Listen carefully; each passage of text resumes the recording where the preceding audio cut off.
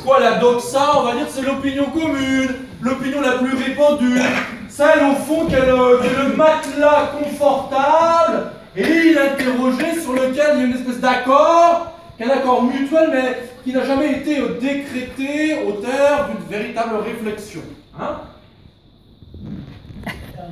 Dans son intimité, l'idée de Dieu, en même temps, c'est un type qui, au fond, quand bien même il y a des différences de culte, quand bien même il y a des différences d'appartenance à des églises à l'extérieur, ce type qui cultive comme ça ce sentiment intérieur du rapport au divin et qui n'est pas nécessairement lié à un culte dont il observe tous les rituels, ce type-là, c'est un chic type.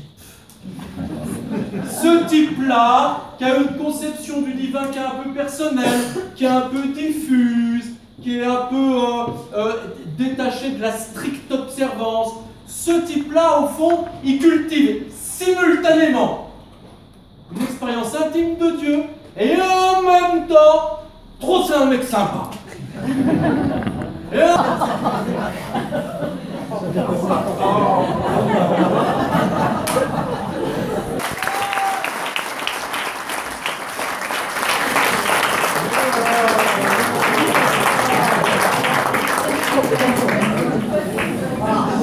Des postures paradoxales, c'est-à-dire à interroger, à remettre en cause l'héritage de la doxa. Comment faire? Qui mobiliser pour essayer de voir si derrière, au-delà de ce qu'annonce Rousseau, il n'y a pas un arrière-plan qui a été caché ou qui n'a pas été identifié par Rousseau? Eh bien, il est temps maintenant, si vous le voulez bien, et dans ce second mouvement, de faire un tour devant le seul philosophe avec les moustaches en guidon de vélo et de Hercule Poirot, l'ami Frédéric Nietzsche. Nietzsche est un personnage intéressant, à plus d'un titre. Je voudrais peut-être, pour le camper un petit peu, signaler deux éléments qui sont précieux pour notre histoire de ce soir. La première, c'est qu'il écrit un bouquin qu'il intitule, et ça pour nous c'est particulièrement bandant, qu'il intitule Généalogie de la morale. Alors ça c'est très précieux, parce que Rousseau se contente d'affirmer au fond la triangulaire morale, nanani, nanana, je sais plus quoi, mais notre ami ici Nietzsche, que va-t-il faire? Il va essayer de creuser pour voir au fond les soubassements de la morale. La généalogie, elle ne naît pas spontanément comme ça. Donc pour nous, il est là, effectivement, un philosophe qui est très précieux. Il y a un deuxième élément à propos de Nietzsche qu'on peut mobiliser pour notre réflexion de ce soir. C'est quoi? C'est que l'ami Nietzsche, il est quand même un homme qui est très féru de culture religieuse et qui connaît pas mal sa Bible. Hein? Et au fond, il va essayer un petit peu de travailler comme ça sur cette doxa. Il va l'interroger. Et alors, qu'est-ce que nous raconte l'ami Nietzsche?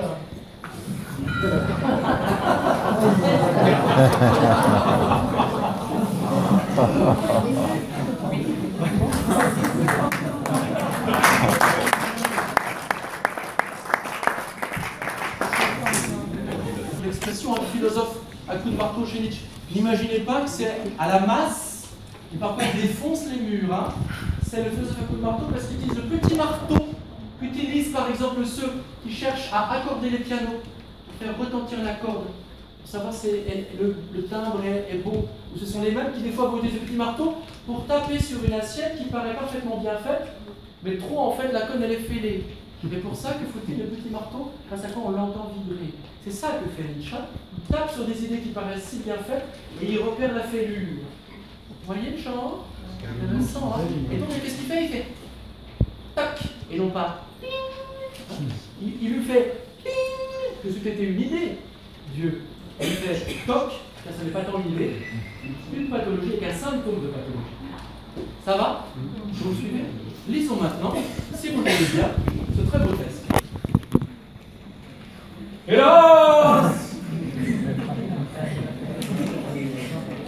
Hélas, mes frères!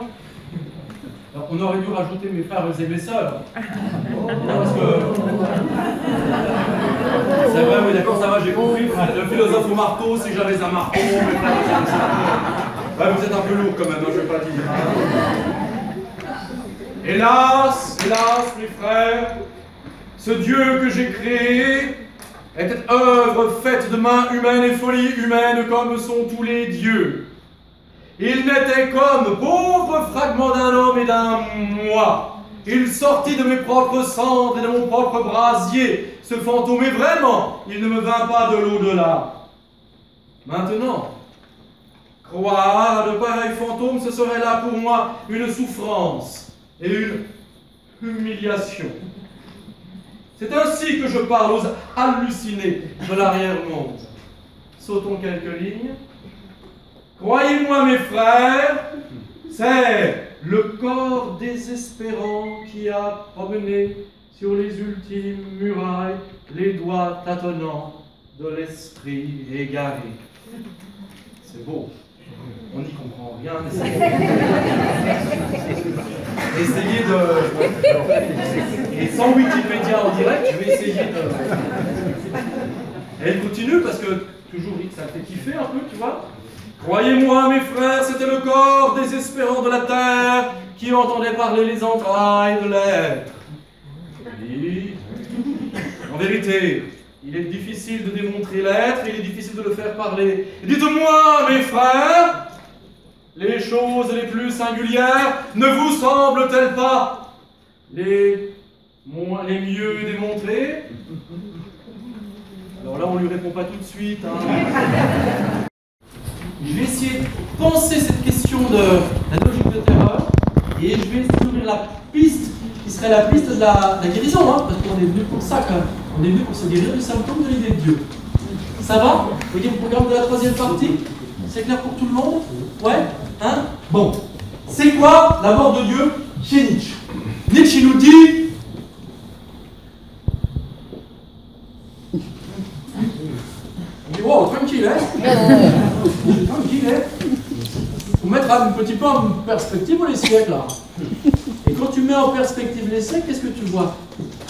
Tu vois que ça a quand même changé depuis quelques siècles. Genre, par exemple, avant YouTube, avant la télé, Moyen-Âge, avant la Renaissance, avant le banquisme. Qu'est-ce que tu as? Tu as un monde dans lequel le quotidien est pénétré de la présence du divin. Pénétré, Pascal, fais gaffe. Le monde, il est pénétré de la présence du divin. Tu nais, on te baptise. Tu vis, tu manges, tu as le bénédicité. Tu coupes le pain, on te met la croix au cul du pain. Tu te maries, tu vas au curé. Tu meurs, le curé qui arrive. T'en as trop marre du curé. Tu fais la fête, c'est une fête votive, et il y a le curé qui bénit tout le monde. Il y a le pastis. C'est pas possible, tu vois. Donc...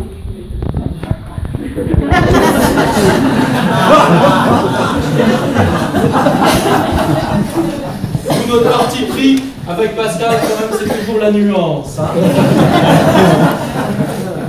On travaille la nuance. On est vraiment dans des choses qui se voient à la loupe.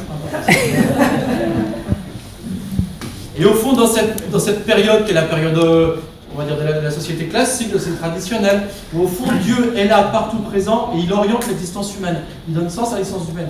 Mais il lui donne sens, en tant qu'il lui donne sens, vers cette espèce de désertion du rapport à l'existence. Hein. Il donne sens à une vie humaine, en tant qu'une vie humaine, elle se détourne de la vie pour avoir presque, on pourrait dire, le culte de la mort, le culte de l'oubli de sa présence à soi et au monde, et ainsi de suite. Ça va? Sauf que petit à petit, qu'est-ce qui se passe? Eh bien, Dieu est de moins en moins présent dans les actes du quotidien. Ça, c'est un mouvement, on pourrait dire, un mouvement de laïcisation des sociétés, un mouvement de sécularisation des sociétés, qui fait que petit à petit, Dieu se retire du monde comme... Je voudrais vous prendre une image qui vous parle. Dieu se retire depuis quelques siècles du monde comme comme le pénis hein, se retire. Non, une autre image. Vous voyez un peu ce que je veux dire hein? Il y a une espèce de retrait de Dieu, comme ça. C'est ça qu'il appelle la mort de Dieu. La mort de Dieu, c'est un retrait progressif. C'est long et long agonie qui a dû démarrer peut-être avec la Renaissance et peu à peu Dieu mourant, reflux du monde. Mais en même temps, et ça c'est important, en même temps que Dieu reflue du monde, se retire du monde, se retire le sens qu'il accordait au monde. Vous voyez? Et le drame c'est quoi? Ça c'est important. Le drame c'est quoi? C'est le monde ici assiste au reflux du divin, Dieu se retire, et à la place qu'est-ce qu'il y a? Un monde dévasté. Un monde avec une vastitude sans queue ni tête, un monde absurde, un monde dans lequel au fond plus rien ne rime à rien, un monde nihiliste. Vous voyez ça? Un monde qui nous terrorise et dans lequel nous n'avons qu'une envie, nous autres aussi peut-être, c'est d'engager des logiques de terreur, parce qu'il n'y a plus de sens à rien. Vous le saisissez ça? C'est très important. Donc je vais aller plus loin. Si je suis là, la piste de Nietzsche, ça veut dire quoi? Ça veut dire qu'en définitive, ici, on pourrait presque dire que le nihilisme, d'où vient-il? De ce qu'il y a le retrait de la mort de Dieu, il n'y a rien à la place. Ça va? Vous saisissez? Il faut mettre à la place. Est-ce que là, il y aurait une solution? Le retrait du divin, comme ça, la rétractation du divin, on en a une preuve flagrante. Et ça, c'est un truc qui est assez incroyable. La preuve flagrante, c'était au tout début de l'exposé. Je vous ai parlé de Rousseau. Je vous ai parlé de la doxa aujourd'hui. On nous dit, ah oui, Dieu, c'est d'abord quelque chose qui est de l'ordre de l'intériorité, de l'intimité, tout ça. En fait, à la lumière de Nietzsche, on peut dire, c'est pas Dieu qui est à l'intérieur. C'est Dieu qui a plus sa place à l'extérieur.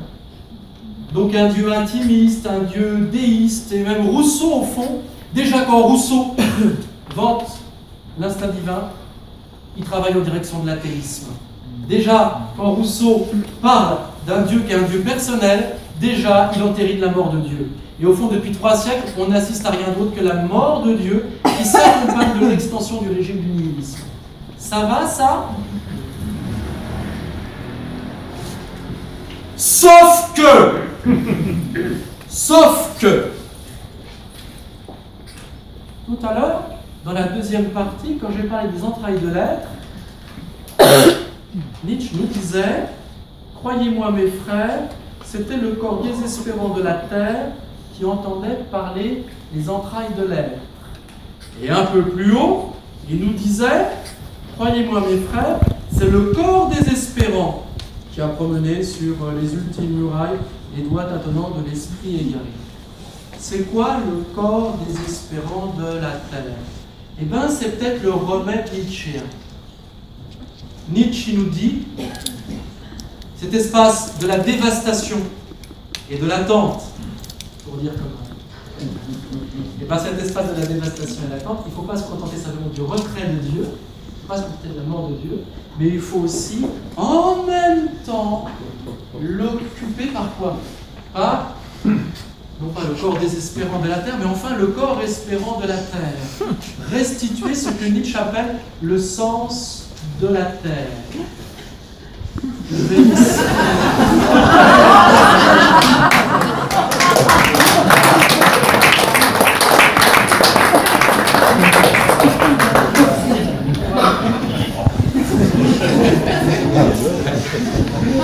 Est-ce que quelqu'un s'appelle Joseph dans la salle? Bonjour. Et quand il parle du sens de la terre, c'est l'expression qu'il emploie Nietzsche, qu'est-ce qu'il essaie de nous dire? Eh bien, il essaie de nous dire, d'accord, on fait la moitié du chemin quand on arrive à se débarrasser des prétentions à la possession de l'être, qui est une maladie. Hein? On a fait que la moitié du chemin. Et l'autre moitié du chemin, c'est quoi? Ça va être capable de célébrer le sens de la terre. Ça va être capable de ne plus faire désespérer le corps de la terre. Ça veut dire quoi ça? Ben, ça veut dire être capable au fond de quoi? Ben, de faire le pari de la ce que j'appelle tragique, de faire le pari de, comment dire,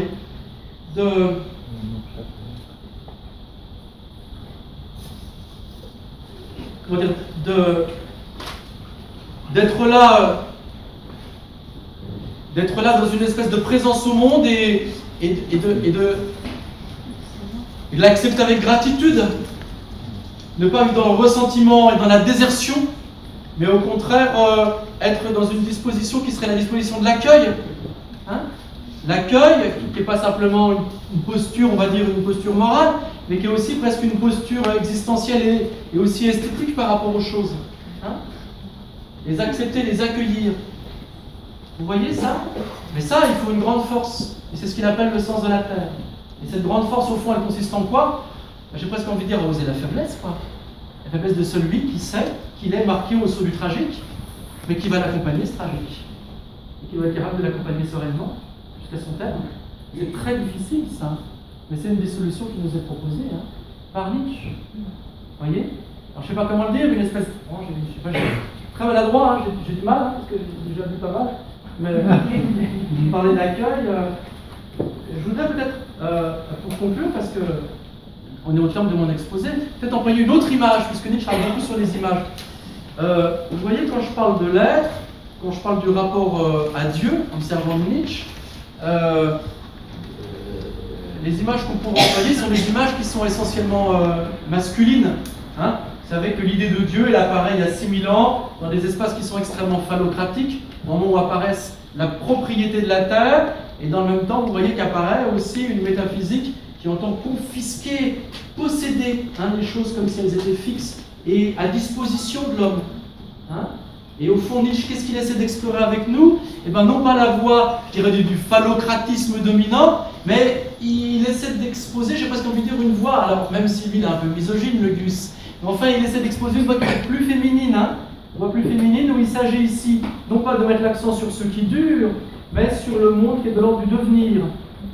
Et d'ailleurs, c'est sans doute une des raisons pour lesquelles, là où il y a du monothéisme, il y a une peur de la femme, de la part des hommes qui professent le monothéisme. Parce que là où il y a femme, il y a possibilité de génération, inscription dans le devenir, et la femme, bien sûr, vous le savez comme moi, ça nous emmerde assez. Enfin, je veux dire, non, mais c'est la taxe tampon, je veux dire, c'est le... Salaud.